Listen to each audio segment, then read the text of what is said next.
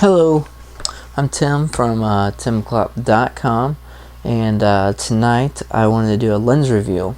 The lens review I'm going to be doing is on the 70 to 200 f2.8 Nikon lens. This is one of a series of professional lenses that Nikon makes. So begin talking about it. Just to tell you that, one, it's an f2.8 lens, so it's a very fast, bright lens. Completely recommended if you are shooting sports, you're shooting indoors. Really, if you're shooting just about anything and you want to get good, high quality professional results, this is definitely a lens you want to have in your bag. Some of the features to this lens we can start talking about. Again, f2.8. A range of 70 to 200 millimeters on the camera, or I'm sorry, on the lens. It has a 77 millimeter filter, okay, which I do not use. I do not use filters. You have on the side here, you have selection between manual, which means manual focus, and AM. If anybody has questions what AM is, it's auto manual. All it means is that on the camera, if you want to manually focus, if the camera is in autofocus and you want to manually focus, you simply just have to reach up and hit the focus ring and it will let you focus. So it's a great override.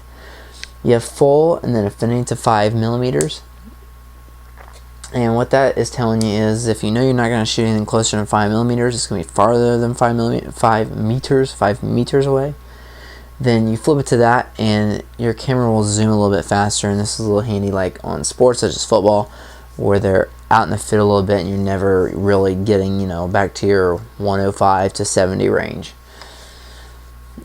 Your VR, you have off and on, and that turns vibration reduction on. This is VR2 lens, and VR is your vibration reduction. And then you have selection between that, active and normal. Normal controls movement that goes normal controls movement that goes up and down movement, and active controls movement that goes up and down and side to side. So those are the differences in that. What I normally keep on, I always keep it on the focus on auto manual, which is that I always keep it on full for the focusing. I always keep VR on, I always keep it active. I never really see any major battery drain or any major problems with it, so it's fine to keep it on there. The next thing it has here, it has built into it the screw that unlocks this, and this turns the actual base attachment to the lens with dots on it so that you can line this up while it's connected to a tripod for portrait and landscape pictures.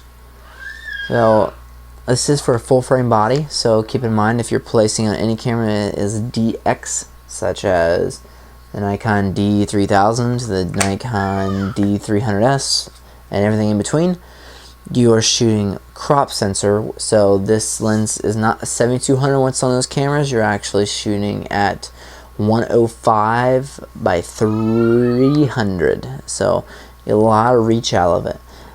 This is a solid lens. It's heavy. It's very strong. It's got amazing glass and it takes amazing pictures. So if you really want to separate your backgrounds out, drop down to the f2.8, this is the lens to have. Currently it'll cost you right around $2,300 depending on where you get it at. It's probably around $2,300, or well, probably less, maybe $2,200 on B&H, somewhere in that ballpark. So very pricey lens, but nonetheless well worth the money. It's fast focusing, extremely fast focusing, and overall, you know, you don't want to mess around when you're buying pro quality lenses. It also comes with a lens hood, and the lens hood's a lot smaller than I would ever thought it would have been.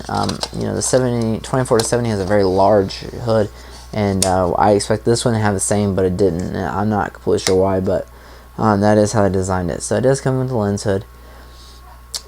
So let's go ahead and alright, so this is connected to the Nikon D80, and we'll go ahead and just hit the button. I got the lens cap on, and we'll just run through this. Okay, this is going from infinity to its closest focusing, And the closest focusing on this is right around 6 feet, is what you're looking at. 6 feet from your subject. You have to be at least to get it to focus. So it's very fast, very quick, and very accurate. Alright, so just stay tuned here for a minute. Right after I'm done talking here, you will see a few images, sample images I've taken with this lens. Most likely they're probably taken with the 72-2.8 on Nikon D300S. D8 is my backup. D300 is currently recording this video. That's it for that. I'll post those pictures. Definitely a recommended lens once you can afford it, and you should always put your money in lenses before bodies. Hands down, buy good lenses. It's very important. It can make your images a lot better no matter what kind of camera you have. So always keep that in mind. Invest in lenses, get a good lens setup, then worry about buying cameras. Any questions, comments, leave them below. Otherwise, thanks for watching.